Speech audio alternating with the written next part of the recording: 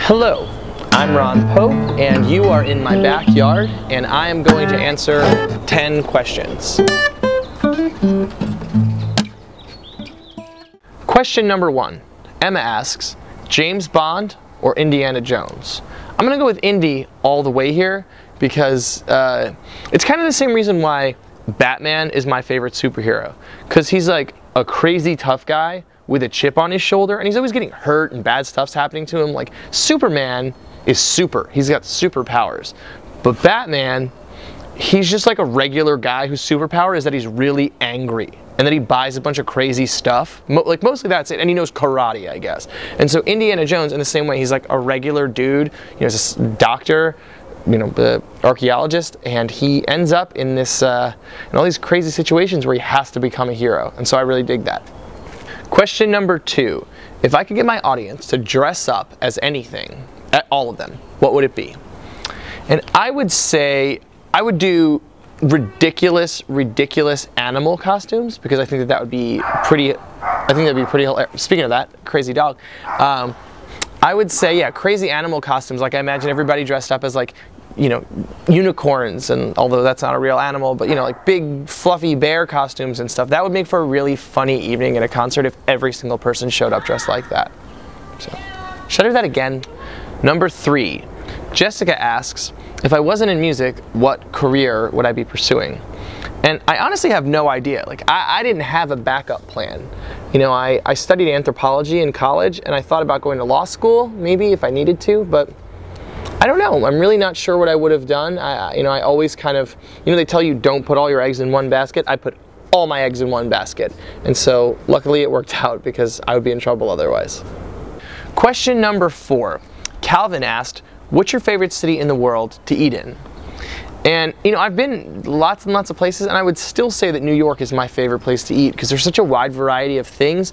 And so you can get a great low-key kind of, you know, pizza, or like a low-key Indian place, or whatever, like low-key food, or really fancy food, or just any, you know, if you want to eat Korean food at midnight, you know, or then you're walking to Korean and then you decide, man, you know what I really want is Vietnamese, or I need a taco, or whatever it is that you need, you can access it in New York, and they do it really well. So I love eating here. I'm kind of partial to it.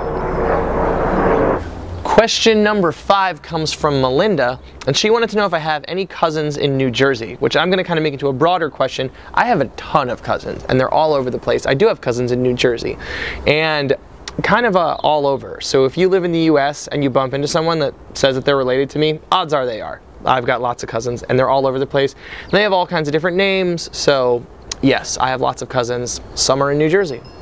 Question number 6. Stephanie asks, if I could change one thing in the world, what would it be? And I'd say this is a, you know, this is a pretty serious question. Obviously, this is kind of a silly thing, but if I could change one thing in the world, I would want a global initiative to begin where we'd create the infrastructure so that no person in the world could not have clean drinking water and starve to death. No starving, no dirty water. Everybody could have clean drinking water and food, because for the first time in history, we're creating enough food to feed everyone, and it's just the infrastructure. So I'd want to create the infrastructure to feed and give water to every person in the world. Question number 7. A lot of people have been asking if I'm going to come to Brazil. And I'm going to make this answer into the answer, it's a larger answer for lots of things. I really want to come to Brazil. I would love to. And so any place you live in the world that you want me to come to, you know, I might come. You never know. Hopefully I will. I try to get everywhere. And so the best thing to do is to go to my website and sign up for my mailing list so that I can keep you in the loop and let you know when I'm coming to wherever you live. So my website is ronpopemusic.com, and go there and, you know, check out the show dates and see what's already on the books, and sign up for my mailing list to stay in the loop. Question number 8. How many licks does it take to get to the center of a Tootsie Pop? That's awesome, by the way. Whoever did that, good for you. You know, I actually, in seriousness, when this commercial ran all the time when I was a kid, I sat and tried to do this, and I was very much the 1, a 2, a 3, a a 3. I never had the perseverance to get all the way through to the center of the Tootsie Pop, so I don't know, and if you know, tell me.